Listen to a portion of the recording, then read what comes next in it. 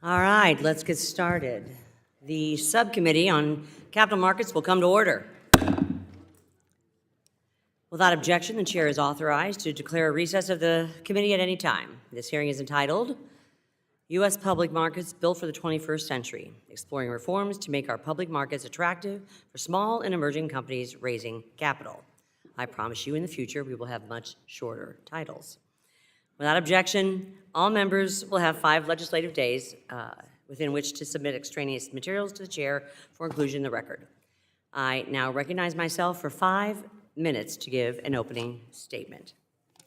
First of all, I'd like to say thank you all for joining us today. The subject of today's hearing couldn't be more important. In a challenging and increasingly competitive global economy, the strength of our public markets is vital to our long-term national prosperity and the financial well-being of American families. Our public markets have long been recognized as the, quote, envy of the world, and it is our responsibility as lawmakers on this subcommittee to ensure they continue to thrive.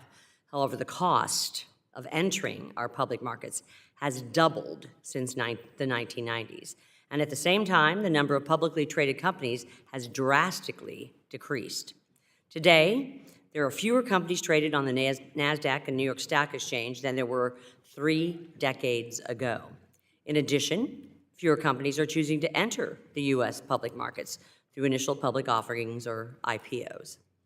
When fewer companies go public, it limits the investment opportunities available to everyday Americans saving for retirement or their children's education.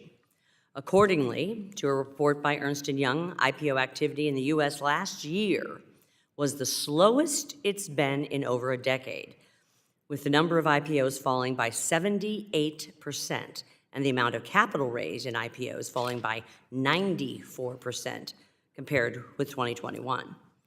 Equally concerning is that while U.S. IPOs declined to their lowest point in more than a decade, China saw more IPO activity last year than anywhere else in the world.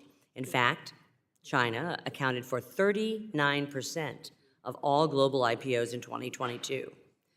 The declining number of public companies and slow U.S. IPO activity limits opportunities for everyday investors to invest in the next generation of successful businesses. It also stifles the growth and progress of U.S. economy, as public markets have been a crucial source of funding for high-growth companies. Additionally, the increasing IPO activity in China underscores the need for urgent action to out-compete global adversaries. Without smart, immediate action, the declining number of public companies will worsen. Most economists predict that high interest rates and inflation will lead to at least a mild recession by the end of the year, which will only further weaken the U.S. IPO market. On top of an already uncertain economic outlook, the SEC, under Chair Gensler, has neglected its mandate to facilitate capital formation and seems unlikely to take any reasonable measures to strengthen our public markets. Instead, the SEC has proposed a deluge of new rulemakings that will raise costs and discourage companies from raising capital in our public markets. These rulemakings are a solution in search of a problem and fail to adequately consider the compliance costs and the burden to smaller public companies. Rather than put forward policies that will negatively impact our markets and harm investors, the SEC should work with Congress on proposals that encourage growth in our public markets. Nevertheless, I am optimistic that Congress will come together to solve this critical issue. I've seen us do it before when we passed the Jobs Act over 10 years ago under similar circumstances. The blueprint is here, and each of the 13 proposals that are being considered here today have the potential to make a significant difference and encourage capital formation in our public markets. I look forward to working with my colleagues in this subcommittee to ensure our public markets remain the most attractive in the world. Chair now is happy to recognize the ranking member of the Subcommittee on Capital Markets, the gentleman from California, Mr. Sherman, for 5 minutes for an opening statement. Madam Chair, thank you for holding a series of 3 hearings focused on getting small business the capital they need. 2 things we ought to be doing that are outside the jurisdiction of this subcommittee. One is allowing credit unions to make more business loans by raising the cap, and the second is to allow banks to make some loans at prime plus 3, prime plus 4, without the bank examiners regarding that loan as worthless. But there is one proposal that is on the agenda to be considered at this hearing, and that is the Access to Small Business Investor Capital Act, which myself and Mr. Huizinga have put forward. We had 21 co-sponsors last year, and this will allow BDCs to provide an awful lot more capital to our small businesses by making sure that they're included in the indexes and mutual funds without discrimination. We're told that there aren't enough companies going public. Part of that is because we made it so easy for them to stay private with the Jobs Act of 2012. We're told that the costs of going public have doubled since 1992. Madam Chair, you cited that statistic, but I haven't been able to figure out whether that statistic has been adjusted for inflation. Everything's doubled since 1992 in nominal terms. The investors want investor protection all over the world. People send their money to New York and sometimes to London to seek investments in a regulated market. You know, they don't send their money to Tonga. In Tonga, any company could offer anything, no register, no cost, zero, just there it is. You know why companies don't go to Tonga to raise capital? Because investors don't want to invest their capital in Tonga. I've been here in this committee, this is my 27th year. When soon after I got here, we experienced the big catastrophes, the big frauds, the giant ones, were here in the United States, Enron and WorldCom. More recently, we've cleaned that up, and the big frauds have been Luckin Coffee in China and FTX. I want to give a shout out to some of the bros in the crypto world who sent their money to the Bahamas and now blame Gary Gensler for not protecting them. We can only protect investors who invest in the United States. Some would describe it as lowering the barriers. Others would talk about weakening the protection. The fact is we need the best blend of protection on the one hand and access to capital investment opportunities on the other. There are those who say we should allow public light, that is to say more and more companies that can be public companies without the internal control audits. I'll just point out that WorldCom and Enron stand as reasons why we need those internal control audits. They were enacted as part of Sarbanes-Oxley, and we see Mr. Oxley's picture smiling down upon us, a Republican chair of this committee who recognized that we need internal control audits for our bigger companies. Staying private is another option. There are over 1,000 unicorns, billion-dollar companies with many shareholders but not publicly registered. They can have up to 2,000 shareholders. That's a big number. What makes it a giant number is our method of counting up to 2,000, where if you have all the investors of Merrill Lynch who invest in a company, they're counted as one if the security is held in street name, which is typically how it's done. So unfortunately, one of the bills that we're considering today would prohibit the SEC from rationalizing how we count the number of investors. There are new disclosures that I think are important for public companies to make, ESGW. But in ESG, I see a need for Scope 1 and Scope 2. You start getting to Scope 3 and even Scope 4, you probably have bridged too far. And finally, I hope my colleagues will join with me in introducing legislation so that our big public companies identify their China risk. As a former chair of the Asia Subcommittee, I'll simply point to the recent statements of the Chinese foreign minister. He thinks we're headed toward a breakdown in the business relationship. So investors should want to know, are the companies they invest in resilient?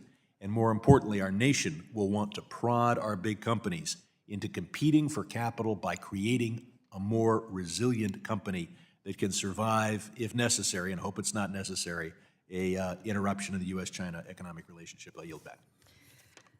Today, we welcome the testimony of the Honorable Michael Piwowar. Mr. Piwowar is the Executive Vice President of the Milken Institute. He previously served as a commissioner at the SEC and was a designated acting chairman of the commission in 2017. He also served as the Republican chief economist for the U.S. Senate Committee on Banking, Housing, and Urban Affairs on the 4 SEC-related titles of the Dodd-Frank Act and the Jobs Act. Next, we have Sue Washer. Ms. Washer is a former CEO of Applied Genetics Technology Corporation, AGTC, a biotechnology firm that develops genetic therapies for rare inherited conditions. She has extensive experience in pharmaceutical management and research and took AGTC public as an emerging growth company in 2013. Next, we have Anna Pinedo. Did I get that right? Pinedo. Ms. Pinedo is a partner in Mayor Brown's New York office and co-leader of the Global Capital Markets practice.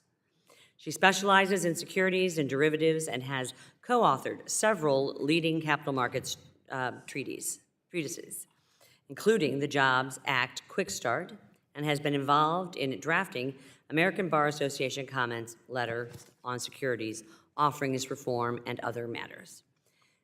Next, we have Stacey Bowers.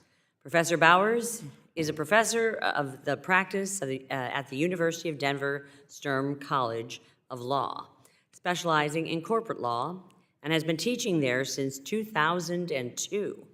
She has 15 years of experience in corporate and securities law, including working at the U.S. Securities and Exchange Commission, and holds a JD, BS in accounting, and an MLIS and PhD in curriculum and instruction. I want to thank each and every one of you for taking the time to be here. Each of you will be recognized for 5 minutes to give an oral presentation of your testimony. Without objection, each of your written statements will be made part of the record. Mr. Piwowar, you are now recognized for 5 minutes for your oral remarks. Good morning. Thank you, Chairman Wagner, Ranking Member Sherman, and members of the subcommittee for inviting me to testify here today. My name is Mike Piwowar, and I am the Executive Vice President of MI Finance at the Milken Institute. Chairman Wagner, in your opening statement, you said the Jobs Act provides a blueprint as this subcommittee looks at additional ways to improve access to capital. I couldn't agree more. And as you mentioned, I had the pleasure of serving as chief economist on the Senate Banking Committee during the passage of the Jobs Act, the overwhelmingly bipartisan Jobs Act of 2012. After that, I served as commissioner and acting chairman of the Securities and Exchange Commission as we implemented rules required by specific provisions in the Jobs Act. In both of those roles, I saw firsthand how the Jobs Act improved access to capital and job creation by small businesses in the United States. I also saw how it helped refocus the SEC on the important third part of its mission, promoting capital formation, so that capital markets work as intended and work for everyone. As this subcommittee explores reforms for making our public markets more attractive for small and emerging companies raising capital, I believe there's a great opportunity to build on this success, particularly Title I of the Jobs Act. Accordingly, my written testimony contains the following: a background on the Jobs Act, recommendations for building on the success of Title I of the Jobs Act, and recommendations for improving equitable opportunities for investments in small and emerging companies. I'm happy to provide more information on my recommendations and give my views on the various bills that are included in today's hearing. The U.S. capital markets are the deepest, most liquid, and most transparent in the world. They're the most efficient at allocating capital by hard-working, and saving Americans who are saving for lifetime financial security and allocating that capital to job-creating entrepreneurs. But we cannot take our capital markets for granted. Hearings like this one help ensure that American capital markets continue to run smoothly, and Chairman Wagner, as you mentioned, remain the envy of the world. These efforts will also support this subcommittee's oversight role of the SEC by again refocusing the Commission on the third part of its noble mission, promoting capital formation. Chairman Wagner, thank you again for bringing attention to reforms critical to ensuring that our public capital markets work for every American. Thank you again for the opportunity to testify here today, and I'm happy to answer any questions you may have. Thank you, Mr. Piwowar. Ms. Washer, you are now recognized for 5 minutes to give your oral remarks. Good morning, and thank you, Chairwoman Wagner, for the opportunity to speak here today. As you mentioned, I have developed a broad career with diverse experience in the pharmaceutical industry, extensive corporate startup experience, and significant community and industry association leadership. At Applied Genetic Technologies, or AGTC, I secured private and public investments of over $300 million, negotiated and closed 2 major collaborations with top biotech companies, resulting in an additional $160 million of cash inflows, and led the company in efficiently completing numerous critical scientific milestones, which culminated in the successful sale of the company in November 2022. Technical innovation is critical to the development of new treatments for human disease, improved industrial practices, and efficient agriculture. And access to capital is exceptionally important due to the high costs of development, a median of $980 million, and timelines as long as 12 years from discovery to implementation in the market. Development is also very risky, only 8 to 10% of discovery phase products making it to the market. So broad, appropriate, and geographically widespread access to the public capital markets is needed to be maintained. The Jobs Act paved the way for smaller, more geographically dispersed and diverse innovative companies to access public markets in order to fund full development of new products in biotechnology. The recent constriction of the biotech markets, which Chairwoman Wagner discussed, shows that the provisions of the Jobs Act remain vital, especially for smaller innovative companies in areas outside of New York, Massachusetts, and California. Problems of access to capital are further compounded for minority and women-led companies. 78% of entrepreneurs say access to capital is limiting the growth of their business and the development of new technologies. The flexibility afforded by the rules for emerging growth companies and smaller reporting companies, including exemptions, scalings, and phase-ins for new requirements where appropriate, does allow smaller companies to build their business and balance the need of the company with the need of the investors while promoting strong and effective U.S. public markets. Smaller companies do not usually have the same immediate and ongoing access to investors as do established entities. The Jobs Act allowed AGTC to spend several months meeting with multiple investors, which we believe helps investors as well as companies. Further, the ability to phase in the more extensive reporting and internal accounting procedures meant we were able to spend more of our funds on product development. A study by Piwowar says that the cost of going public for smaller companies is up to $16 million, and ongoing compliant costs are approximately $1.4 million, which has recently increased by 27%. A lack of access to Jobs Act provisions would only increase these numbers, and extending the emerging growth company exemptions for another 5 years would enhance capital utilization.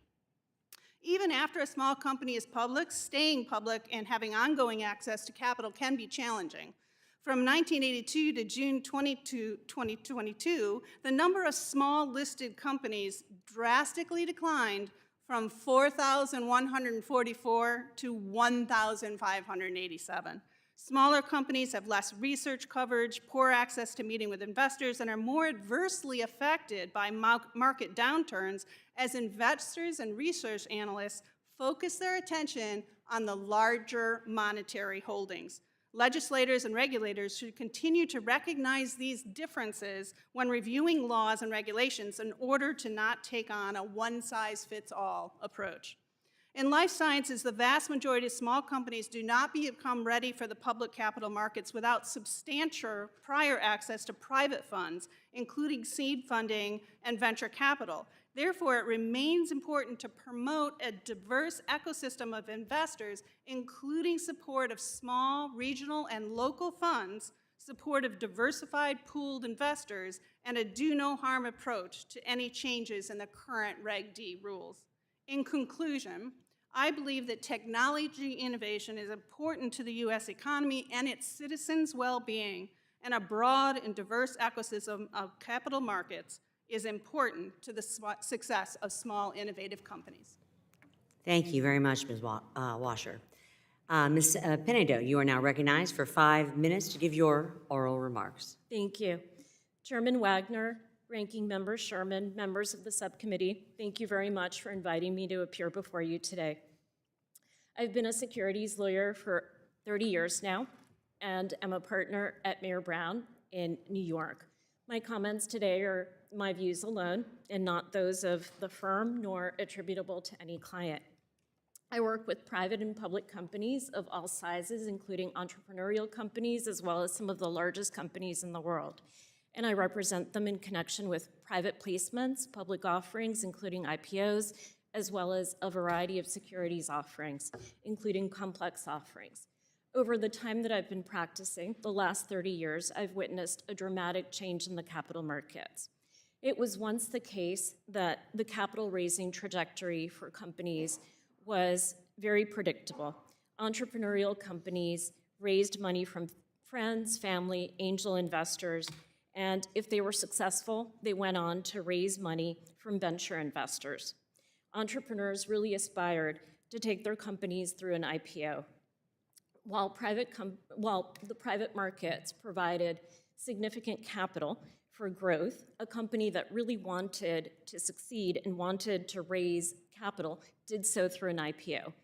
That's no longer the case. While an IPO was once a signifier of success and an important milestone for a company, most companies that pursue IPOs now have other reasons for doing so, usually providing liquidity for existing security holders. There used to be an ecosystem when I began practicing, and for many years thereafter, that supported smaller and medium-sized companies.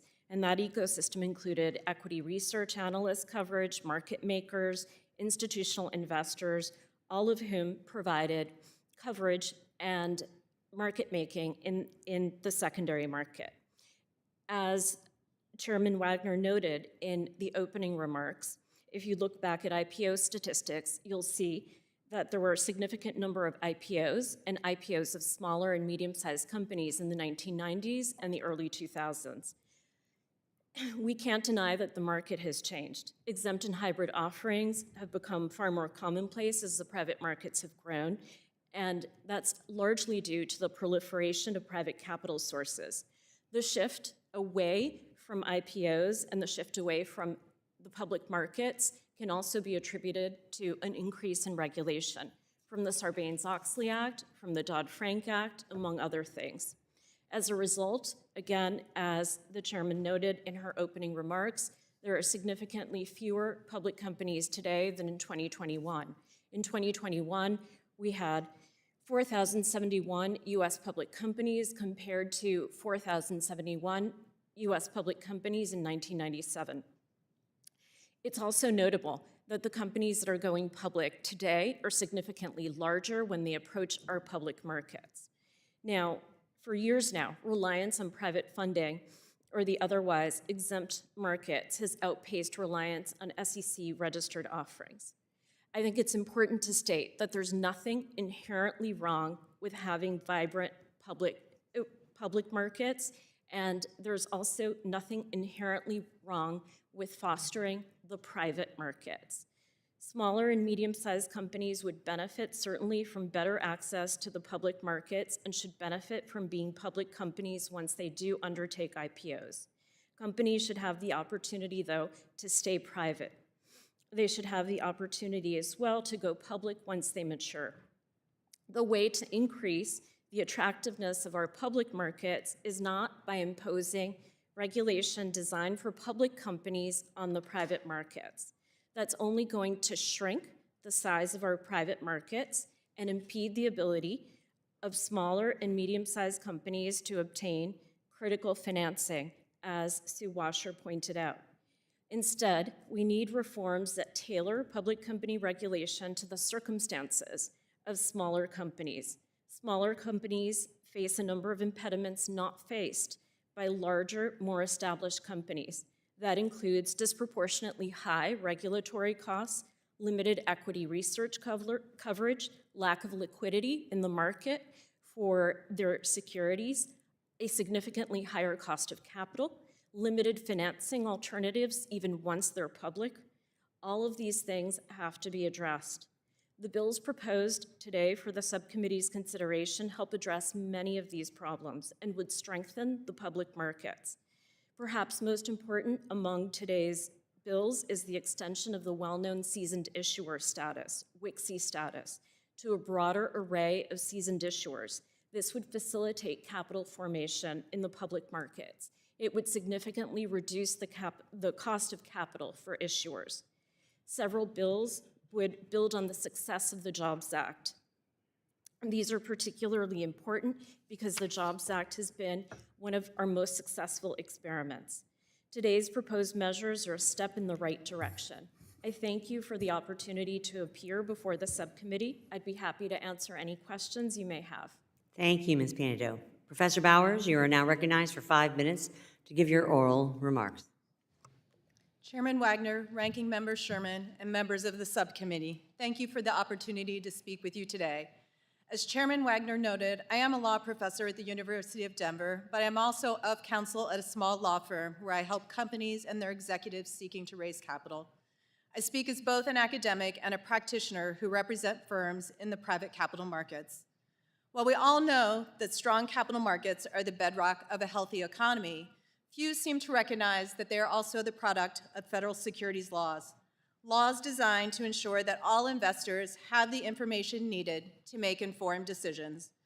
But the securities laws are not just about protecting investors. They are also about ensuring that capitalism works. They are about preventing another Great Depression or market meltdown.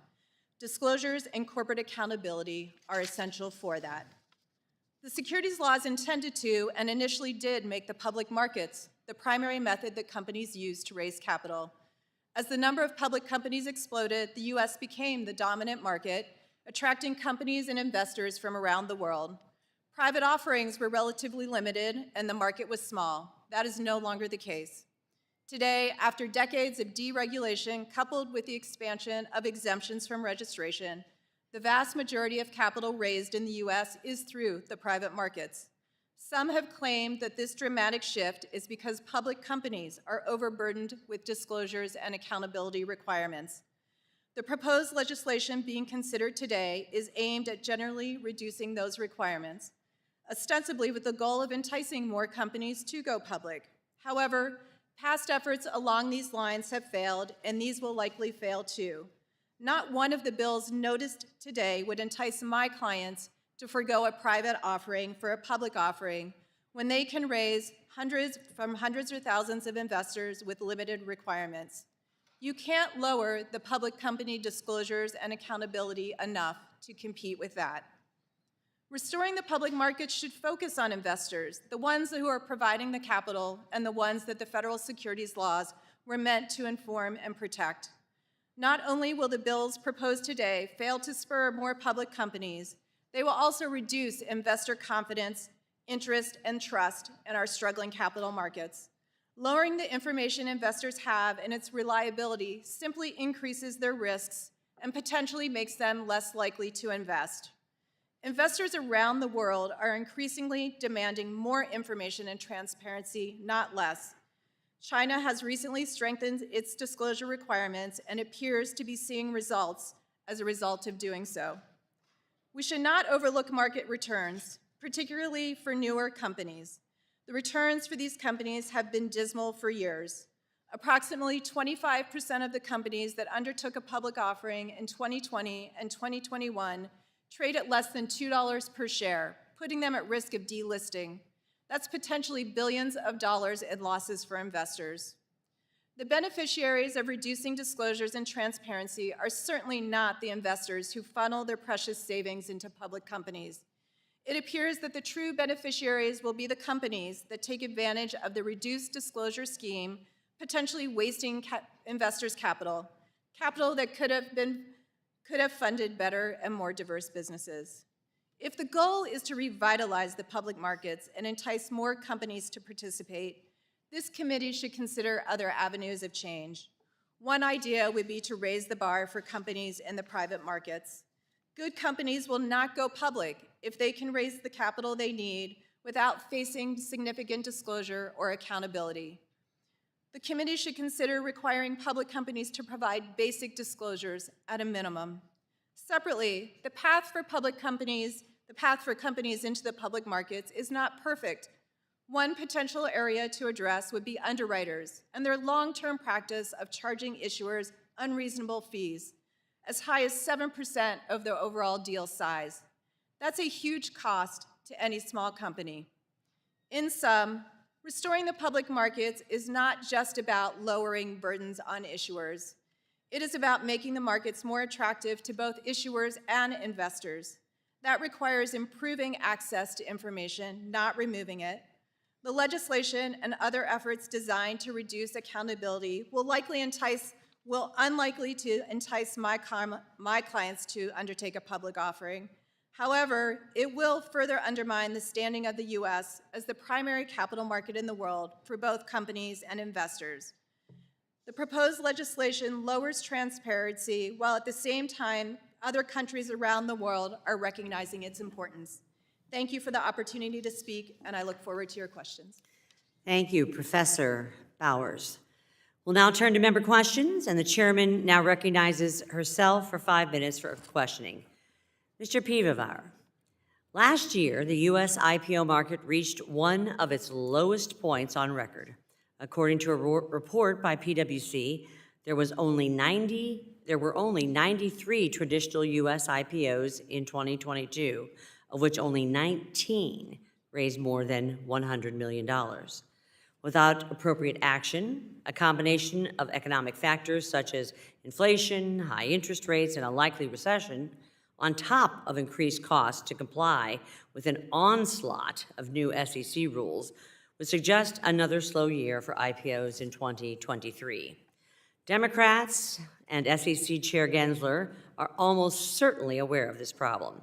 In December, even Fortune magazine stated in the title of an article that the, quote, IPO drought will see little relief in 2023.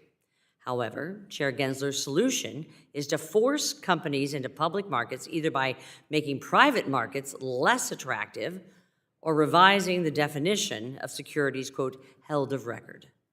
Mr. Piwowar, as an economist and former SEC commissioner, can you please explain the problem with Chair Gensler's approach and why we should instead focus on making our public markets more attractive? Thank you, Chairman Wagner, for that question. You mentioned the onslaught of rules that the SEC is trying to move forward. I tend to think of it as, I'm fond of what's called the pebbles in the stream analogy. So if you think of capital flowing in our capital markets as a stream, and you start throwing pebbles into that stream, if you start adding burdens, any single pebble is not going to stop the flow of capital flowing. But over time, if you have enough of those, it can actually stop the public capital markets from actually working as intended. And then when you look back, you can't look back and say it was any one particular pebble was the one that actually stopped the capital markets or made them less enticing. It's actually the accumulation of all of those. And the SEC, even with its best efforts on any particular rulemaking, does cost-benefit analysis on each one of their rules, but there's no way for them, there's no mechanism for them to look at the cumulative effect of all those rules. And that's why I think it's important for this subcommittee in particular to look at those cumulative effects and take that into account and help the SEC rebalance its focus on capital formation. Thank you. Ms. Pinedo, a lot of the policies considered today are modest, incremental improvements to existing law that, when taken together, would have a significant positive impact on our public markets, removing some of those pebbles. Can you explain how some of the policies considered today would work together to facilitate capital formation without compromising investor protection in our public markets? Yes, happy to. So I think it would be incorrect to say that the measures that are being considered today would be deregulatory or would reduce the type of information that's available to investors. I think that's important to clarify because some of the statements that were made earlier might suggest that investors might receive less information, and that's not correct. So today's bills codify some measures that the SEC already has adopted. The SEC, for example, in 2017, extended the ability of issuers to submit registration statements on a confidential basis for IPOs and follow-on offerings. The SEC in 2019 made it possible for issuers through Rule 163B to conduct test the waters conversations with institutional investors. Today's bills would codify those measures, and that's important because it would provide certainty to market participants. Providing that certainty to all market participants is important. It doesn't reduce the mix of information that's available to investors. Thank you. Thank you very much. Ms. Washer, from your experience as the former CEO of an emerging growth company, can you provide any real-world examples showing how companies may benefit from testing the waters communications?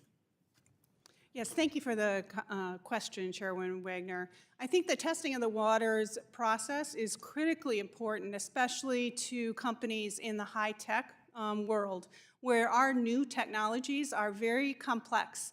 And so having the ability over a long period of time to have one-on-one meetings with institutional investors and really walk through and educate them about our technologies and about the products we're developing is critical to their understanding and their decision-making as to whether to invest in the company or not.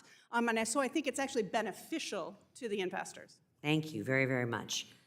The chair now recognizes the gentlewoman from California, Mrs. Waters, the ranking member of the full Financial Services Subcommittee, for 5 minutes. Thank you very much, but before I begin my questions, I ask for unanimous consent to enter into the record 3 letters expressing various levels of concerns about the bills posted for today's hearing. These letters are from AARP, the Consumer Federation of America, and Public Citizen. Without objection. Thank you very much. I'd like to direct my question to Professor Bowers. Your testimony discusses the dangers of misallocation of capital. This is when investors make poorly informed decisions in the absence of robust disclosures to invest their hard-earned savings and investment into companies that have little prospect of generating returns on that capital, ultimately wasting their hard-earned money. Your testimony also explains that deregulating our public markets and reducing disclosures may drive U.S. investors to companies or countries that have stronger disclosure regimes. Could you please illustrate those 2 themes for us now? Thank you for that question, Ranking Member Waters. As we continue to deregulate, we provide less disclosure to investors, and they bear the brunt of that. They need that information in order to make investment decisions because they're the ones that have the potential to lose the money. In order for them to feel comfortable and deploy that hard-earned money, they need to trust what a company is telling them.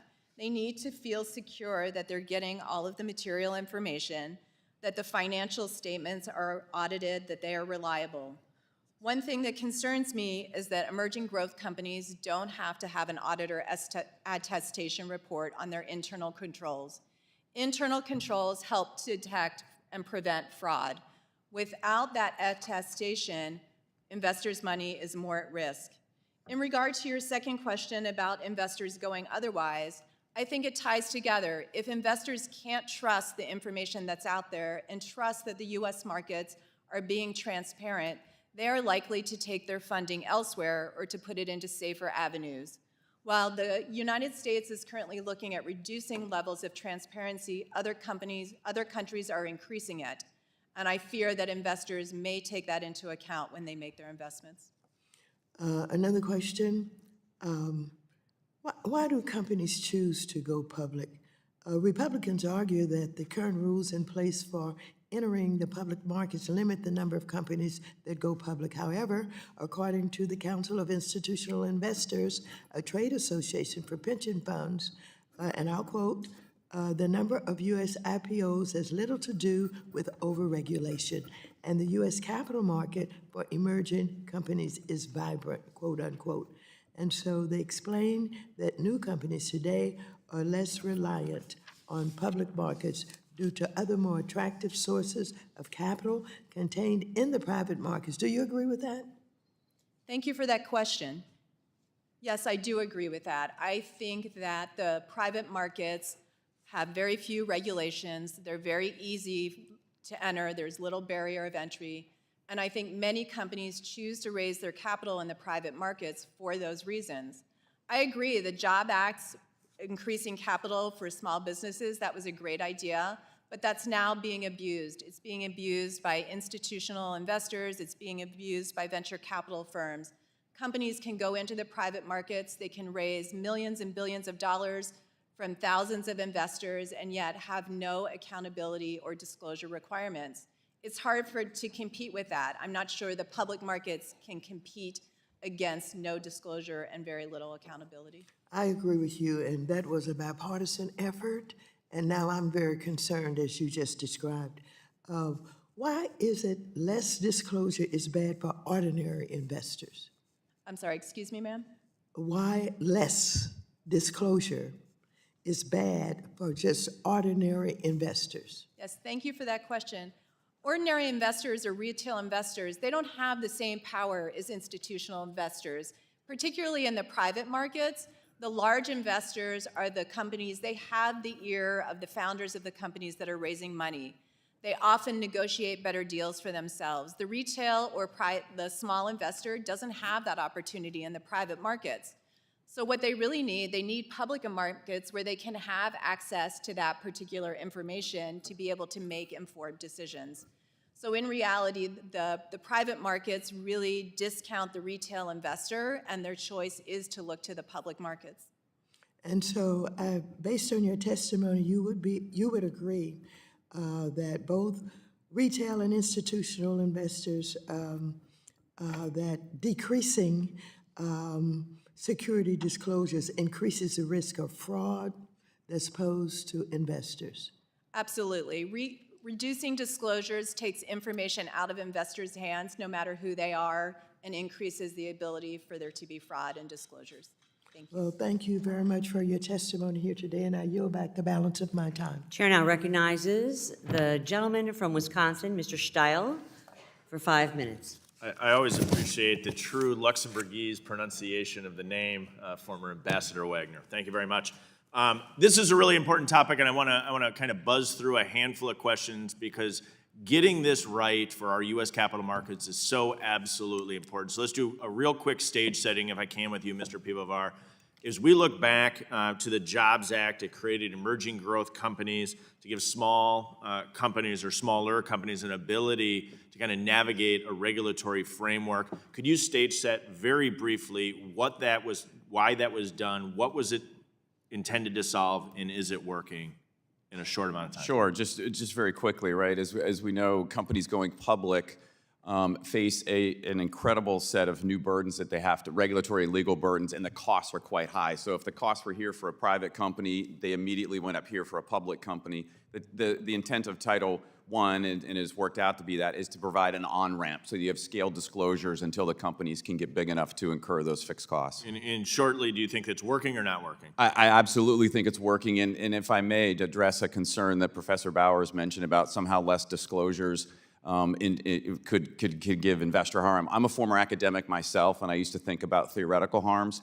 But I was also, as I mentioned, at the SEC for 5 years. I voted on 3,458 enforcement actions. Not one of them involved any particular company that was harming investors specifically caused by Title I of the Jobs Act. Thank you. Let me jump to Ms. Washer. One of the questions then becomes, if it is working well, as Mr. Piwowar states, as I believe it is, what are the challenges? Are companies falling out of this status too soon? Did we give that run room long enough, yes or no? And maybe a couple comments on it. Yeah, thank you for the question. And my answer would be we are falling out too soon, especially in the biotechnology space, where companies take up to 12 years, as I stated, to reach revenue and to have a product approved. And so I think we would benefit from raising that hurdle, because since the Jobs Act was enacted, companies have actually gotten larger just due to inflation. So just indexing that to current time would be helpful.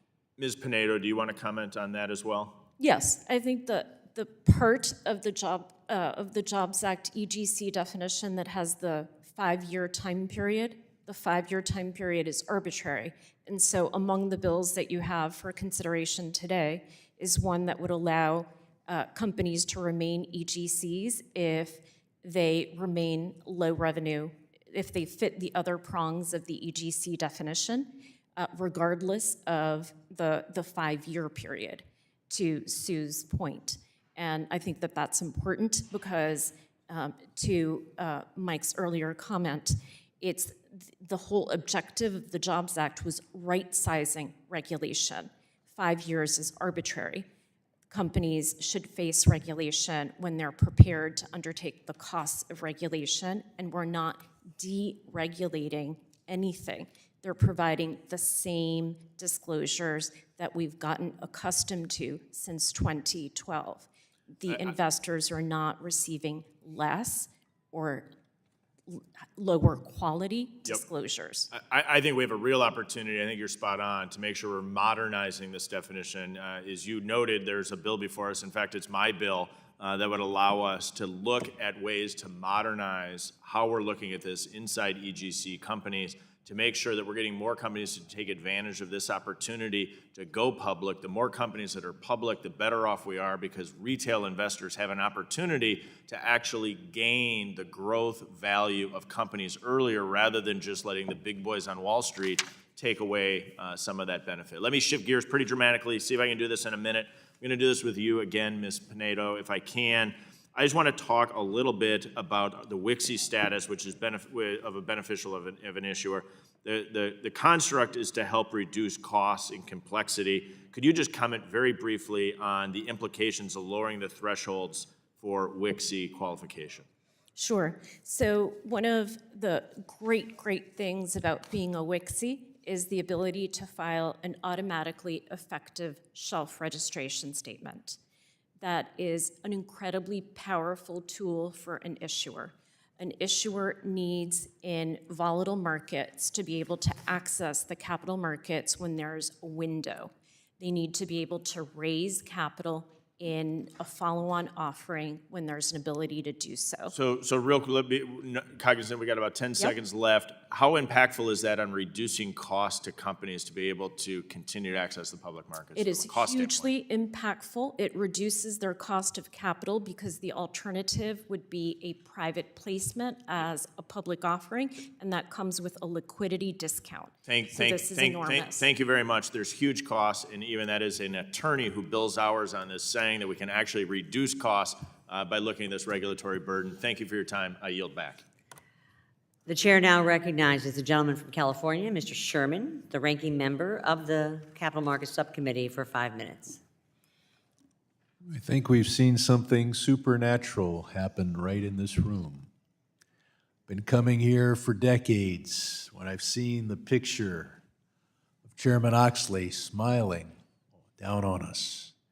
And as we talk about jettisoning the idea of internal control audits, he's not smiling anymore. We need internal control audits for a huge chunk of our economy. I'm not saying that they're needed absolutely everywhere, but having lived through Enron and WorldCom, the idea that we're finding political slogans to justify less auditing is something we should be skeptical of.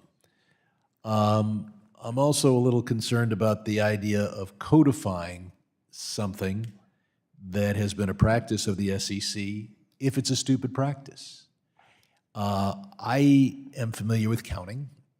Believe it or not, I think I can count up to 2,000. the idea of counting to 2,000, 1, 2, 3, well, there's another 3, there's another 3, that one counts as part of 3, that's 3.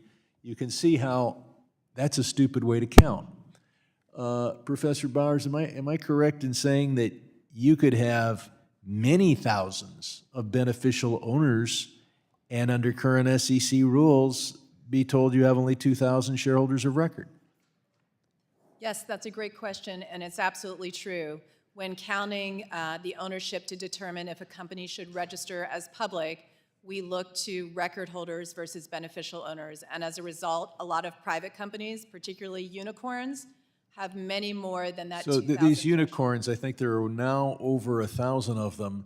These are companies that are worth over $1 billion. And yet they're able to avoid making the disclosures we require of public companies on the theory that, well, if you go 1, 2, 3, oh, there's a 3, there's a 3, they have under 2,000 shareholders. That's correct. Not something I'd want to codify. Do we have, Professor, do we have fewer IPOs because it's become more burdensome to go public, or because it's become less burdensome to stay private under the Jobs Act? That's a great question. Well, frankly, IPOs have been on the decline well before the Jobs Act, and they have continued since then. So I don't think the Jobs Act has played a role in increasing IPOs, and I do believe the ability to raise capital. Well, the Jobs Act should have decreased IPOs. And the ability to raise capital in the private markets, that's part of the ease of doing that. That's why we're seeing less IPOs. If you were investing in a large company, would you want to know what would happen to that company if there was a disruption in the U.S.-China relationship, economic relationship? Yes, as a potential investor, I would want access to all the necessary information I would need to make a decision. Would you want to know whether they're investing in their workforce? I know we require putting right on the income statement the amount they spent on research. Wouldn't you want to know the amount they had spent over a period of time on employee education and training? That's a great question, and honestly, I don't think it's up to me. I think it's up to all investors, and I think investors want access to that information to make informed decisions, and what they want should control what is available. We've got this idea for Regulation D of accredited investors. It goes back to 1982. The dollar figures in that haven't even been indexed. So I remember when $1 million was real money. I am that old. Does it make any sense to think that because somebody has what I think an income of over, correct me if I'm wrong, $250,000, that they somehow are a more sophisticated investor than someone who has an income of $200,000? Thank you for that question, and I do think the definition of accredited investor needs to be examined and researched to see what would be the best fit and how to potentially adjust that terminology to be more efficient in the market. And we've heard that underwriters are taken up to 7%. Is that new, or is that something that they've been taking for a long time? And is it justified? Underwriters have taken significant fees in IPOs since the beginning of time, and that hasn't changed. So what's interesting is that even with less disclosures, underwriters are still taking the same type of percentages. I yield back. Chair now recognizes the gentleman from Pennsylvania, Mr. Muser, for 5 minutes. I thank you very much, Madam Chairwoman. Madam Chairwoman, I request unanimous consent to enter into the record a letter in support of the policies discussed today from the American Securities Association. Without objection. Thank you. So thank you all to our witnesses very much. It's certainly an interesting and important subject. Public markets in the U.S. Have become overregulated and overly expensive. Just a few years ago, it was normal to have hundreds of IPOs each year. Last year, my information tells me that we had 74 companies going public. This subcommittee was discussing this 10 years since the Jobs Act, which clearly did some tremendous improvements to this situation. Our public markets are, however, overregulated, slowing our American economy. This makes it difficult, primarily for small businesses, to raise capital by going public. So very simply, our discussions here are on raising of capital in the public sector for creating the most competitive economy possible. So, but regulatory burdens, as you all know, have doubled in the last probably 10 years, but my notes here tell me 20. I think it's shorter than that.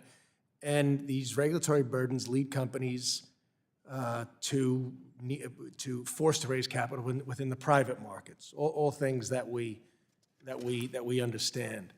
So, Mr. Piwowar, you've got quite a background here. Companies obviously need access to capital. The public markets are overly expensive. This definitely impacts company behavior. Companies are seeking many other methods for or not expanding if the capital is not available, or going abroad, which is far worse. So what are your thoughts on the cost of regulation and litigation and the risk associated with disclosure? Is that, in your view, become a significant deterrent for a small company to go public?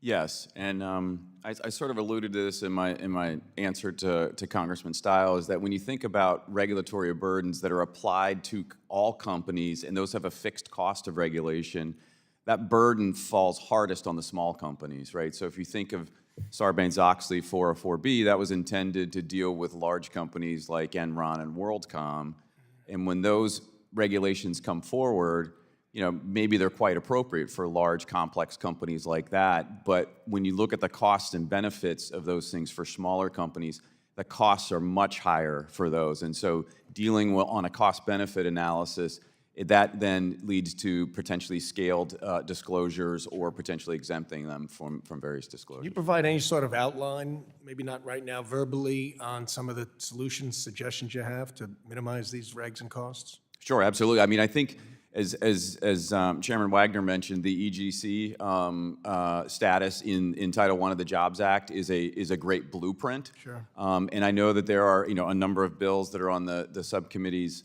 radar screen looking forward as tweaks to that, additions to it. I think it's entirely appropriate 11 years later to look at some of those. In fact, I will note it was exactly 11 years yesterday that the Jobs Act was introduced into the House, and then it passed less than a month later. Absolutely, thanks. Ms. Washer, can you walk through perhaps your compliance cost of going public with your company and how that factored into any of your decision-making process? So thank you for the question. It's a very important question, and we thought very carefully about the costs of going public. We were a very small company when we went public, less than 30 employees, only 2 people in our finance and accounting department. So the burdens of disclosure, of walking forward, and the ongoing compliance costs, which for our company were about $1.7 million on an ongoing basis, was something we thought about distinctly. I want to be clear that even as an emerging growth company, when we did not have to have the auditor make an attestation about internal controls, the management team still had to make an attestation about internal controls, and we were held liable for that. We also made regular disclosures every single quarter, and we had fully audited financial statements, even as an emerging growth company. And that's what cost the $1.5 million. Once we needed to follow the 404B, that almost doubled our accounting fees. And so that is an additional amount of money that would be spent on just accounting rather than research and development. Thank you. I yield back. The chair now recognizes the gentleman from California, Mr. Vargas, for 5 minutes. Thank you very much, Madam Chair. I appreciate the opportunity to speak. First of all, I think that this hearing has been great. It really has. I think we've had a lot of good information, and I appreciate that very much. I think each one of the people have been here testifying. It's given us a lot of great information. I do have some concerns. I mean, some of the concerns, the issues with fraud, problems sometimes with lack of disclosures. But there were a couple things that caught my attention. Ms. Pinedo, it caught my attention when you said no longer is an IPO to raise money. Now it's more for the liquidity of investors. I think that's what you said. Could you expand a little bit more on that? Yes. So I think that it's important to point out that we're setting up a little bit of a false dichotomy in the comments today.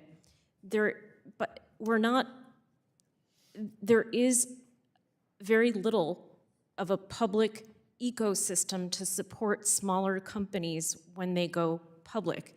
If we're saying, let's force all of these smaller companies to go public, there's no ecosystem to support them once they're public. So the companies that are going public these days are much, much larger. They're waiting 12 to 15 years before they go public. That's not necessarily by choice. It's that those are the companies that succeed once they're public because there aren't institutional investors that invest in small cap, micro cap companies anymore. And the companies that choose to go public largely because they want to provide liquidity for their existing security holders. There are very few equity research analysts that provide coverage on small cap companies. So we're setting up a situation that is really a myth. We're saying companies should go public earlier, but there isn't any infrastructure anymore to support those companies that we're saying should go public earlier. Thank you. Professor Bowers, it was interesting for me to listen to you when you said that none of the changes that are being proposed here today would actually change the minds of your investors from staying private as opposed to going public. I mean, it's a little bit different from what Ms. Pinedo said, but in a sense, it's somewhat similar. Could you comment on that? Thank you for that question. Yes, I think I represent small companies that are raising capital, and some of them, they've gotten the benefit of the Jobs Act, and I think they're using it in the correct way. They're raising small capital from a small number of investors, and there's no incentive to leave those private markets. They don't have a lot of burdens. It's very easy to enter them. There's little accountability. On the flip side of that, it's dangerous for the investors. Even though they're my clients, they're investing in companies where there's not adequate disclosure. So I do think it's sort of the flip side of the same coin. Okay. I do want to ask you now, kind of switching gears here, I do want to ask you about ESG. It's something I believe in, and I for a long time have believed that climate is changing. I was in the insurance business for a while, and certainly our actuaries could tell you that the climate is changing, and the cost associated with what was called catastrophes, or we called them CATs, they were supposed to happen every 25, 50, 100 years, and those were happening every 5 years. And now the cost of climate on insurance companies is gigantic. Could you comment a little bit about ESG and disclosures for that? Yes, thank you for that question. I think it doesn't really matter what I think. I think it matters what the investors want. And the investors want ESG disclosures. They want to know what's going on environmentally, socially. They want to understand human capital of the businesses that they're investing in. And I think it's important to recognize that that is information that investors want to know and need to know to make an informed decision. And as a result, I think we should rely on the investors who are clearly telling us they want that disclosure. Okay, thank you. Dr. Piwowar, and I apologize if I did mispronounce your name. Could you comment on that? Because I imagine you probably have an opposite view. Not necessarily opposite view. I mean, the SEC is charged with implementing the federal securities laws. And under those laws, information has to be disclosed to investors if it's material. And the materiality standard is determined by the Supreme Court. There's a decision, TSE v. Northway, which was written by Justice Thurgood Marshall, which recognized that there's a balance here. On the one hand, you want to provide the reasonable investor information so that they can make informed decisions when buying, selling, or voting their shares. On the other hand, you don't want to overload them with an avalanche of information so that it's impossible for them to find the right information that's in there. And so the SEC has always operated under that materiality standard, and for some companies, there are let's take climate risk or environmental type of disclosures. For some companies, those are very, very material pieces of information, and those are already disclosed. For others, it may not be, and so that's what the SEC already has a Gentleman's disclosure time's framework that expired. works for Thank that. you very much. Thank you, sir. Chair now recognizes the gentleman from New York, Mr. Garbarino, the Vice Chair of the Capital Markets Subcommittee, for 5 minutes. Thank you, Madam Chair. Thank you very much for hosting this very important hearing, and thank you to the witnesses for being here. Ms. Pinedo, I was going to ask you about what factors do companies consider when deciding whether to raise capital through going public, but it sounds like from what you've been saying, they're not actually these companies aren't going public to raise capital. They're going public to diversify their investors. Is that what you were saying? It's not always the case, right? There are many reasons that companies choose to go public, and it's often dependent on the sector. So life sciences companies have less access to capital in the private markets than do companies in other sectors, as an example. And life sciences companies often have to go public earlier than companies in other sectors. So it's differentiated by industry sector. So it's not always the case.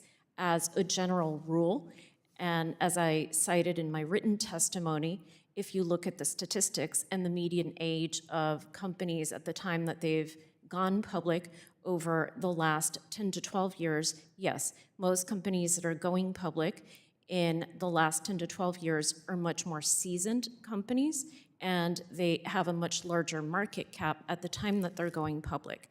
That has very, very little to do with the fact that there's less regulation. As far as the private markets, it has much more to do with the market structure changes that we've been talking about today regarding the proliferation of private capital and the fact that there are many more private capital sources and that the companies that are larger fare better once they're public. Okay, so in your opinion, though, so now we have larger companies that need to go there, they have a higher market cap, and they'll go public, but not necessarily for capital purposes. Or we have life sciences, which are younger and they don't have the access to the capital in the private markets. So when in these two decisions do regulatory burdens or high compliance costs play a decision here? Absolutely, they play an essential role, and companies that are low revenue companies should continue to have to be able to go public. They should, and we should continue to right-size regulation. We should continue to phase in regulation and continue to extend the benefits of EGC status for a longer time period. We should continue to encourage the accommodations that are available for EGCs for a longer period of time for those companies that meet the EGC prongs. And we should continue to look for ways to encourage smaller and medium-sized companies to go public because, again, that's going to revitalize the public capital markets. We should also look for ways, like the WICSI bill, to allow existing public companies that are smaller and medium-sized companies to continue to benefit from raising capital, including follow-on in follow-on offerings through follow-on public offerings. I'm happy you talked about extending some of the benefits that EGCs and the timelines that they have. So EGCs are allowed to use, test the water communications with qualified institutional investors and institutional accredited investors. And I know we talked a little bit about this before. So they use this to gauge interest in registered securities offerings, either prior to or filing the registration statement. Can you provide any real-world examples explaining how expanding this accommodation to all issuers will benefit non-EGCs who currently can't use this accommodation? Sure. Well, so we've had this provision for quite some time because the SEC has made this available through SEC policy. So we've already seen the benefits of allowing all issuers to test the waters. This has been a great benefit to all companies because institutional investors have the ability to engage in discussions with companies that may want to raise capital in the public markets, and to understand the company's business plan, to understand complex technologies that sometimes require additional time. That may include life sciences companies, it may include companies that focus on cyber or artificial intelligence, that have great innovations that can benefit society, and that really take more attention than can be explained in a 15-minute roadshow. So yes, Test the Waters meetings work. We've seen that they work well. Gentleman's We've time's seen- expired. Chair now recognizes the gentleman from Illinois, Mr. Caston, for 5 minutes. Thank you, Madam Chair, and thanks to all our witnesses here. Before I came to Congress, I was in the energy industry and built a couple companies. The most recent one was from an idea and turned it into an $80 million company, all with private equity. And I think, like all private equity-backed CEOs, some days I was grateful to have access to capital, some days I was fed up by the hordes of young 20-somethings with fancy MBAs who were in the knickers of my accounting department and my human resources department, and telling me that while my ideas on strategy were interesting, if I wanted more capital, I was going to have to listen to their strategic ideas. At the risk of saying something that is going to be clipped and used against me in an attack ad some point in the future, I have deep sympathy for the struggles faced by CEOs whose lives are burdened by disclosure. At the same time, looks good on your resume to build an $80 million business. By rights, that was a small cap company. I was too small to go public. When I talked to friends who, had been a little bit more successful than me, they said, going public has its own issues. Yes, it is tempting to not have hordes of young 20-somethings running through your business. On the other hand, there are different disclosure obligations you have to have because you do have this more diverse pool. And frankly, being a thinly traded small cap is not without its own challenges. I guess my first question in light of that for you, Professor Bowers, is I don't think my experience would have been possible if I was born 30 years earlier. And so what I'm wondering for your perspective is how much of the story we tell about declining participation in public markets really is just a reflection of the successful growth of private markets and the ability to provide a path for others. Like, is this really a bad thing, or is this just that our markets have become more diverse? I think that the private markets have drawn companies away from the public markets. I think that access to the capital, for instance, the situation you were talking about with your company, that makes it much easier for a company to stay in the private markets, to grow significantly, and to avoid those disclosure requirements of the public markets. And so what I see is that the private markets are continuing to draw more and more people away, when the goal of the Jobs Act was really to bring emerging growth companies into the public markets and to create a path for them. I don't think it's been successful at that. I don't think this legislation is going to do that either. And again, I think these are risky companies, emerging growth companies, and so also scaling back their disclosure concerns me. And to just comment on one of the things that was said here, the Test the Waters, yes, the SEC also had that implemented, but I think maybe people are failing to realize that by allowing all issuers to test the waters and not just emerging growth companies, you might actually be further hurting emerging growth companies in being able to get the ear of those potential institutional investors, because now they're competing with more established companies and issuers. So one of the crazy things about this job is you always think about the people who have sat in the chair you're sitting in before you sat in it. A couple months ago at the dais you're sitting at, we had John Ray talking about guiding what he described as a paperless bankruptcy, and millions of dollars lost, missing, couldn't track it because the company was able to raise that money with QuickBooks as their accounting system and audits. And it is a little bit head-rattling to now be sitting here saying that maybe, disclosures are a problem. My second question for you, Ms. Bowers, is while we're talking about public markets today, how concerned should we be about the rise in access to larger pools of less sophisticated capital in private markets that allowed people to raise huge amounts of money from companies like Sequoia without anybody going out and actually having the kind of diligence that would have protected those capital providers. Is that a concern we should have? Because, again, speaking for our Anguish Nation CEOs, if I could have a ton of dumb money with no accountability, boy, that's sure tempting. I think that's a great question. I think the private markets have created a situation where there are millions and billions of dollars being invested with very little disclosure. And so companies, particularly unicorns, billion-dollar valued companies, can go out there and raise capital from thousands of investors and not share information. And what's even more frightening is that the institutions in the private markets, they're getting access to information, but retail investors, sort of those people that sit on the fringe of accredited investor status, they don't have that same kind of power to demand access and information. So I do think it's concerning that those markets continue to be fairly unregulated. Thank you. Chairman, A gentleman's lot time more is questions, but out of expired. time. Yield back. Chair now recognizes the gentleman from Texas, Mr. Sessions, for 5 minutes. Madam Chairwoman, thank you very much. Madam Chairwoman, I request unanimous consent to enter into the record letters in support of the policies that we are discussing today. The U.S. Chamber of Commerce, the National Association of Manufacturers, and the National Venture Capital Association. Without objection. Thank you very much, Madam Chairman. Before I get too much into this, Mrs. Pinedo, I would like to aim a question at you, and I think it's fair to tell you ahead of time rather than at the end and then you saying, please repeat that question.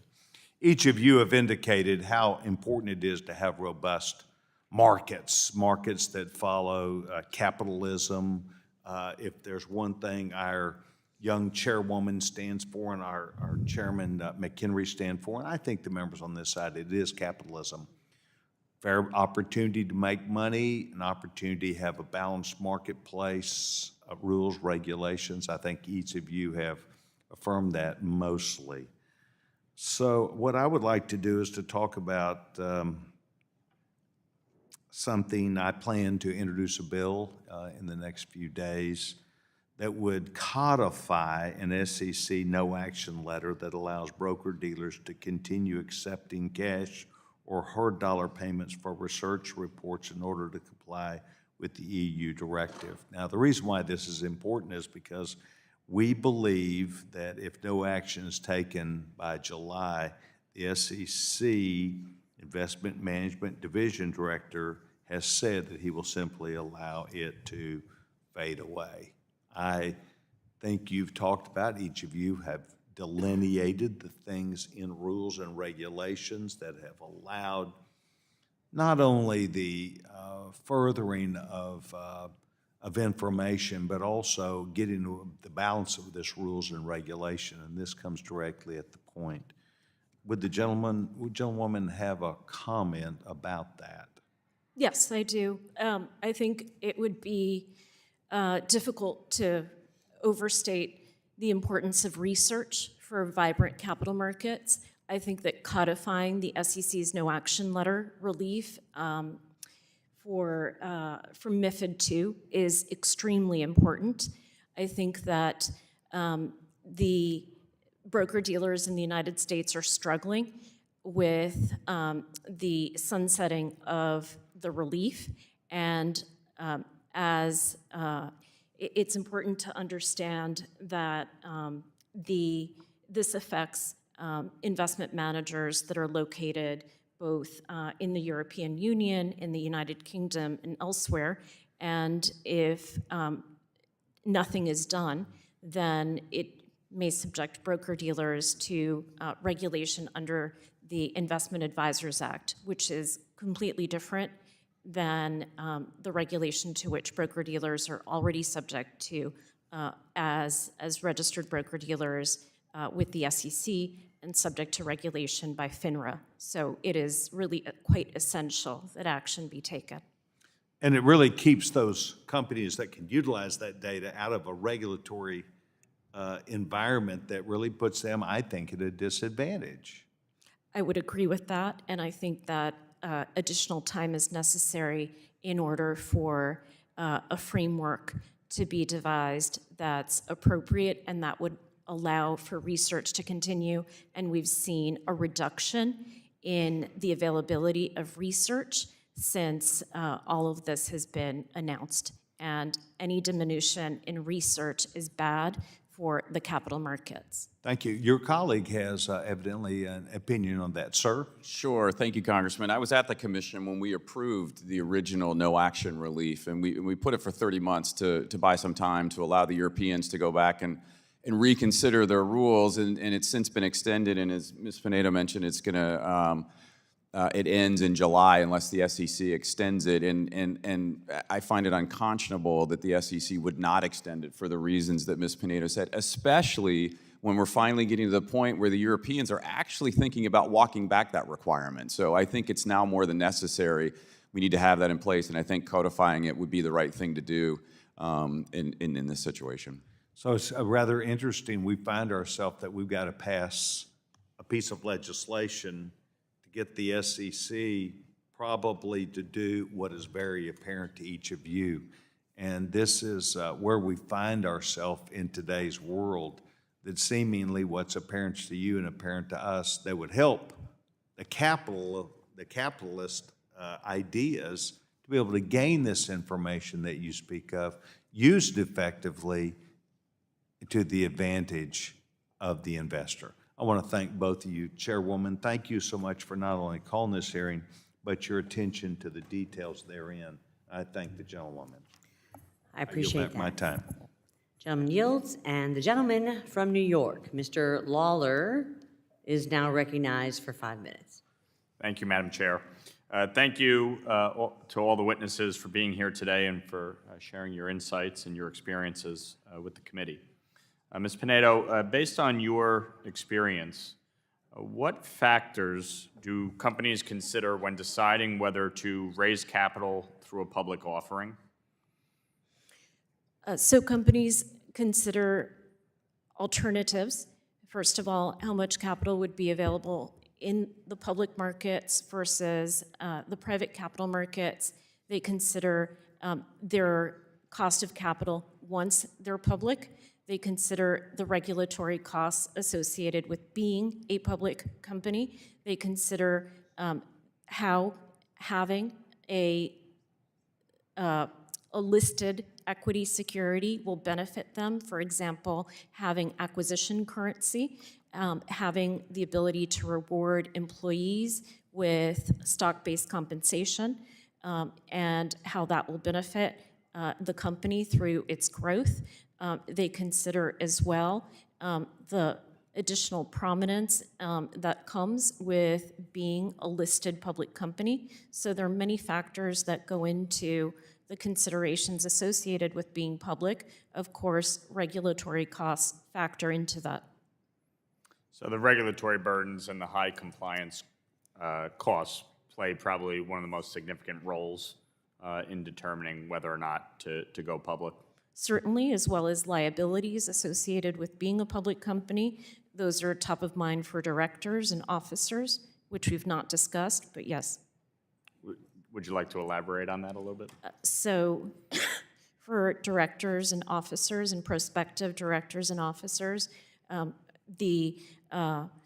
it's often difficult to consider or to contemplate going public because we obviously in the United States live in a very litigious society. And as we burden public companies with often immaterial disclosures, those burdens become more and more challenging. And that's something that boards certainly consider. Thank you. Would any of the policies that have been discussed today over the course of the conversation, do you think would be key to helping address the unnecessary regulatory burdens or compliance costs or otherwise make our public markets more attractive? So first off, I want to say that we're not, in the proposed measures being considered today, none of the measures would significantly reduce the amount of information available to investors. That's important to say. All of the changes that are suggested are incremental, and many of the changes are codifications of existing SEC policy. So, and we've lived with the existing mix of information that EGCs provide for many, many years now. So it is something that investors are familiar with, as well as regulators. The changes that are being proposed today would help companies and would help companies that are considering the path to an IPO, particularly the ability to remain, to preserve EGC status if companies are not going to, if companies don't become large accelerated filers and don't cross the revenue threshold, the fact that they can remain EGCs for longer than the arbitrary 5 years, that's important for low revenue issuers to be able to continue to forego the Section 404B compliance is significant. The SEC's own Office of the Advocate for Small Business has shown in its 2022 report that the costs of 404B attestation are relatively and disproportionately more significant for smaller public companies. There are many, many academic studies that have shown that there's no necessary correlation between the attestation and improved reliability of financial statements. Terrific, thank you. In the limited time I have left, Ms. Washer, I know my colleague Mr. Muser touched on this with you, but the SEC estimates that the average cost of achieving initial regulatory compliance for going public with a traditional IPO is about $2.5 million, with an annual compliance cost averaging $1.5 million thereafter. How did these costs influence your decision to take AGTC public? Well, thank you for the question. It's a very important question, and my comments would be is that I think that those numbers are underestimated, and really it cost us much more to go public, and our ongoing compliance costs were at that until we lost ESG, and then they went up. Gentleman's time's expired. Chair now recognizes the gentleman from Michigan, Mr. Huizinga, who is also the chair of the Subcommittee on Oversight and Investigations, for 5 minutes. Thank you, Madam Chair, and I'm very pleased that we are holding this hearing. Ms. Washer, I want to excuse me, touch on something, and first comment that your emerging growth company coming public in 2013 was exactly what we intended with the Jobs Act, exactly what we intended. So I want to explore that really briefly with you. At some point, maybe offline, I want to talk to you about your experience with the SEC Small Business Capital Formation Advisory Board. That's be my oversight hat that's dictating that. But what was the motivating factor for you? What was the sort of that thing that you went, aha, we have to do this? And then I'm curious, sort of talk about your employment and what some of the benefits might have been. Yes, thank you so much for that question, Mr. Hunzer. When we looked at being a biotech company that was developing a novel technology from discovery through approval by the US FDA, and that takes, in our industry, upwards of $1 billion. And there really is no way for the biotechnology industry, which addresses human health, agricultural growth, industrial improvements, to raise that kind of money on the private markets. It's a risky business, and there aren't enough people focused on the life sciences in the private markets. And so it was really that access to capital, and something else that my colleague mentioned was also the recognition by when you become a public company, there is more disclosure, and disclosure does have benefits, and that is that there are more people that know about your company and a potential wider pool of investors into your company. And so those are the things we took into account. However, the other side was that, as I mentioned earlier, we only had 30 employees. And 2 people in our finance and accounting department. And so we had to walk very carefully through whether we could comply, and we determined we could with our small staff. And then the other thing I'll mention is the D&O issue. We had a board that were private individuals and investors, and so to be able to go public, we had to take on D&O insurance, which is another added cost. Our D&O insurance towards the end was almost $700,000. And so for a very small company, that was a consideration. But all in all, for us, it was access to additional capital. So you were at 30. How quickly did it grow, your employee base? We doubled our employment almost immediately, and when we sold... I'm sure these are entry-level jobs, right? Oh, Minimum. No. Please, I'm glad you caught my sarcasm on that. I'm assuming these are very high-paying jobs. Yes, you know, at the very low end of the salary range in our company in biotechnology, it was the $35,000 for like labs, techs that were cleaning the lab. But on average, our salaries were over $100,000 because they're very high level. When we sold the company in November 2022, we had over 120 employees. So the access to the capital markets definitely increased. 4 times the size. So, all right, I've got a couple of moments here, and I got a few things I have to hit on. Last year, I introduced the Improving Disclosure for Investors Act, bipartisan bill that directed the Securities and Exchange Commission to engage in rulemaking that would allow registered investment companies to deliver regulatory documents to investors using electronic means.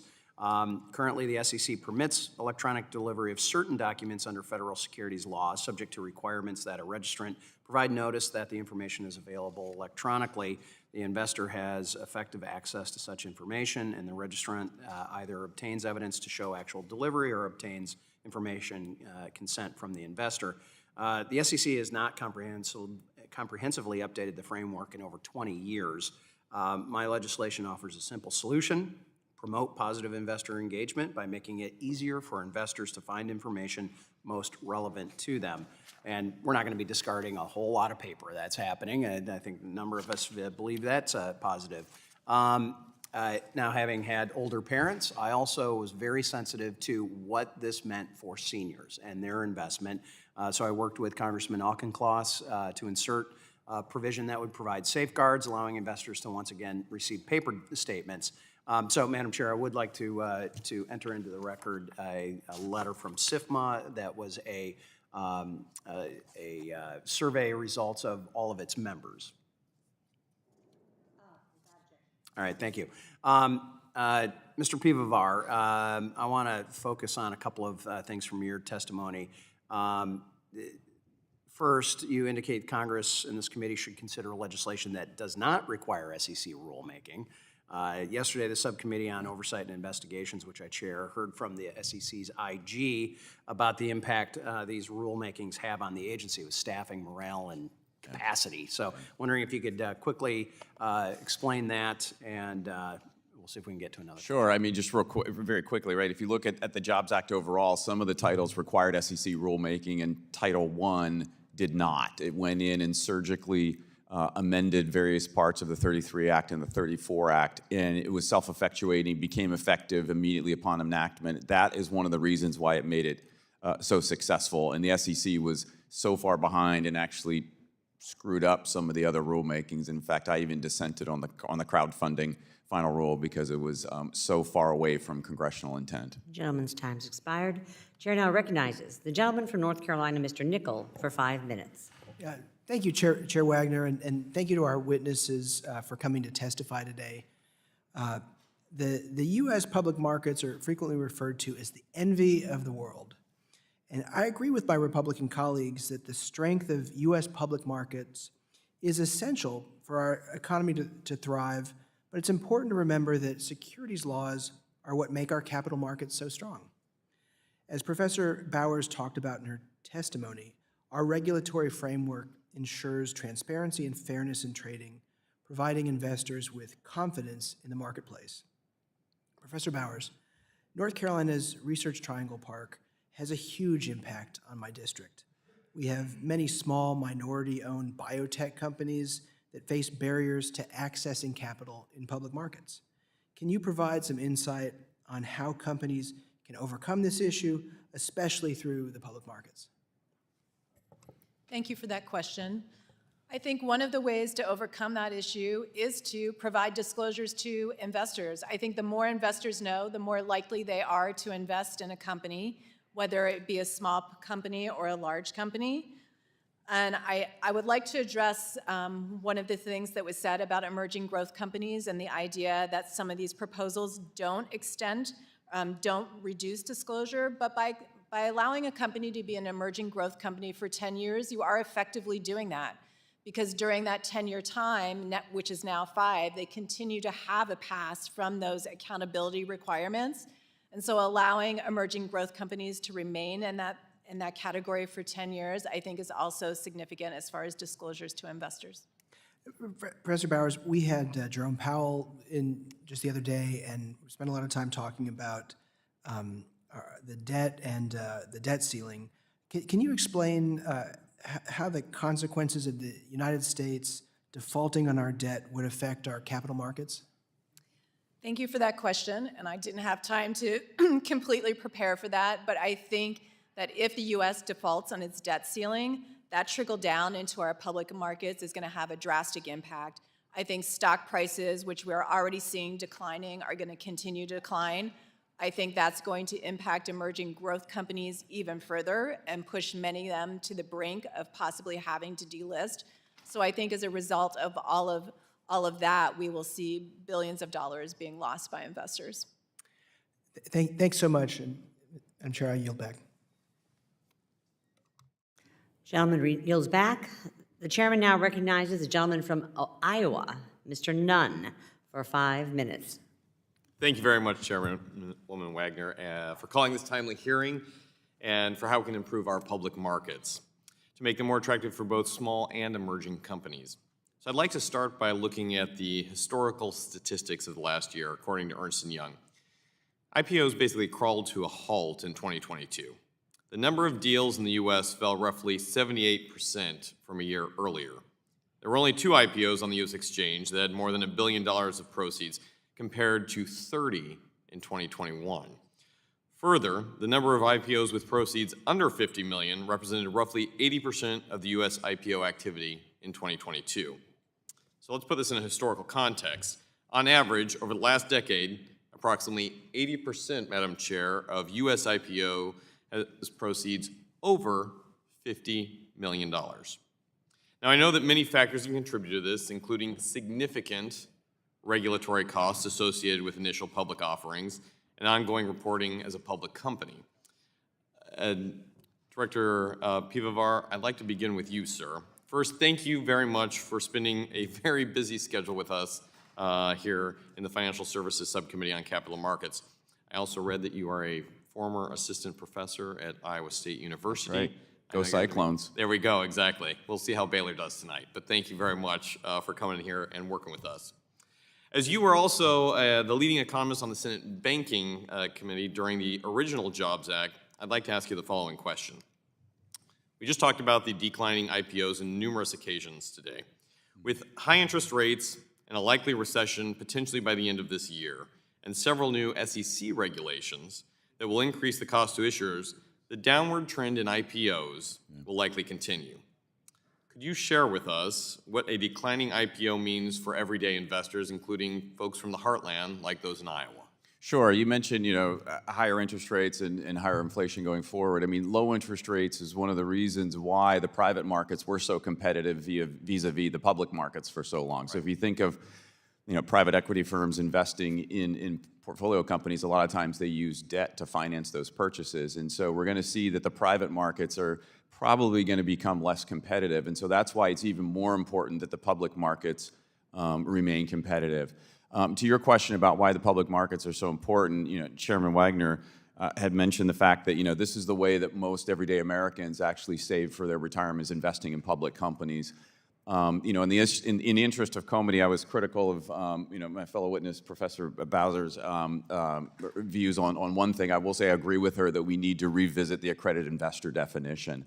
Because so many Americans are locked out of investing in high-growth private companies and companies that are staying private longer, as Ms. Pinedo mentioned. And so everyday investors are basically locked in many ways to investing in the public capital markets. So that's why we need to do both. We need to make sure that investors have access, more equitable access to opportunities in the private market companies, but also we need to make sure that our public markets remain competitive so that the funds that are already invested there, they can use to save for retirement and education. Very poignant to this. So both as an economist, but also I think it's worth noting you were the former SEC commissioner. I want to talk about the pace of rulemaking coming out of the SEC. Yeah. Will the magnitude of these rules raise the cost in any way that makes our public markets less attractive for those interested in raising that capital? Yes. I mean, the pace of rulemaking, when I was there, we had a high pace of rulemaking, but that was mandated rulemaking by Congress. We had the Dodd-Frank Act, and then we had the Jobs Act, and so those were mandated rules. If you look at what's going on at the Commission right now, it's unprecedented in terms of the number of rulemakings that are going through on a discretionary basis. And as I mentioned earlier, it's the accumulation of all the rules together, right? On any individual basis, you may say, well, the costs maybe are worth the benefits, but over time we know that it's the accumulation of those rules that could actually gum up the markets. So with the SEC basically doing the legislation that has traditionally been done by Congress, let me ask this. Are there things that Congress needs to be doing now, either to rein in the SEC or to make this more effective or at least more attractive for our public markets? Yeah, so one is, we mentioned the bills that are here that are amendments to the Jobs Act and how the Jobs Act actually helped the SEC refocus on the often forgotten third part of its mission, right? So everybody remembers protecting investors, maintaining fair, orderly, and efficient markets. And, over the past few years, we've had some instances. We had the pandemic and concerns about the markets running through that. We've had the meme stock trading in 2021 that really focused the SEC focused on some of the market structure stuff. Similarly, because of Dodd-Frank, the SEC was mandated to do over 100 rulemakings, and so that returned them to the capital formation piece, and I think similarly amendments could do the same. Powerful. Thank you, Mr. Piwowar. With that, I yield my time. Gentleman yields. The chair now recognizes the gentleman from Arkansas, Mr. Hill, who is also the chairman of the Subcommittee on Digital Assets, for 5 minutes. Over the past few weeks, under Chairman Wagner's leadership, the subcommittee has examined ways Congress can help improve capital formation in the United States. We've investigated how expanding the definition of an accredited investor can help increase inclusion in the capital markets, and I'm proud to have sponsored legislation on that important topic and debate.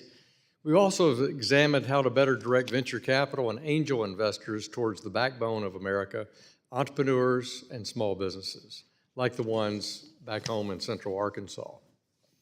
Now comes the last piece of the puzzle, which is how do we increase access to the public markets? Public markets in the U.S. have moved further and further out of reach, with initial public offering levels declining each year. I would say parenthetically, without the help of the Emerging Growth Act work of the Jobs Act, that would be even a more despairing statistic. In fact, in the 4 decades I've been involved in investing in the markets, they're half the number of the public companies than there were when I started my career, which means fewer options for 401k plans, fewer options for union pension plans, fewer options for everyday investors who are looking for a good idea, and for people obsessed, and there are many obsessed in the government with exchange-traded funds, fewer options to go into an exchange-traded fund or into a mutual fund. Bottom line, that's not smart. It's not good for the U.S. The SEC's mission is to protect investors, maintain fair and orderly and efficient markets, and facilitate capital formation. The Commission's rulemaking has done nothing but hamper capital formation in this administration, and that hurts the everyday investor. If Chair Gensler wants to fulfill those core missions, then he should make it easier for companies to enter the public markets, not harder. The Commission estimated, and I think this is a dated figure, of going public, those out-of-pocket costs of $2.5 million. I think that's low, but that's what we used 8 years ago when I think we started talking about that number, with annual compliance costs of $1.5 million. Well, you just heard testimony that somebody's D&O insurance coverage is $700,000 a year. And if you comply with Section 404 in Sarbanes-Oxley, you're talking about $400,000 a quarter. So 1.5 million in compliance costs annually seems like a joke to me.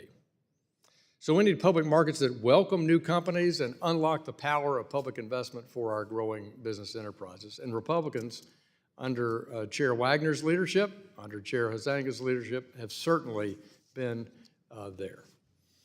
So Commissioner Piwowar, it's good to see you. Thanks for taking time out of your busy day to spend some time with us. How do you assess those costs as the detriment to going public? The upfront costs and the ongoing costs. And the higher those costs are, of course, the higher the market cap has to be to go public. And when I started my career, I mean, it was a dream come true to go public, and you went public at a, $100 to $200 million valuation was like a no-brainer.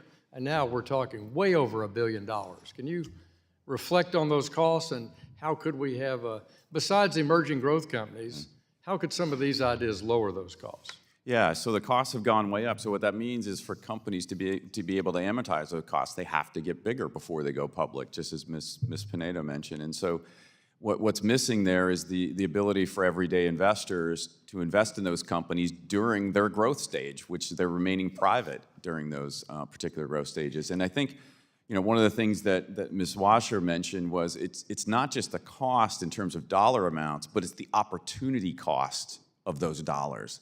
That you mentioned, you added up millions of dollars in compliance costs that could otherwise be used by R&D, otherwise be used for drug trials to find the next cure to the next disease and actually save lives. So this is really about saving lives.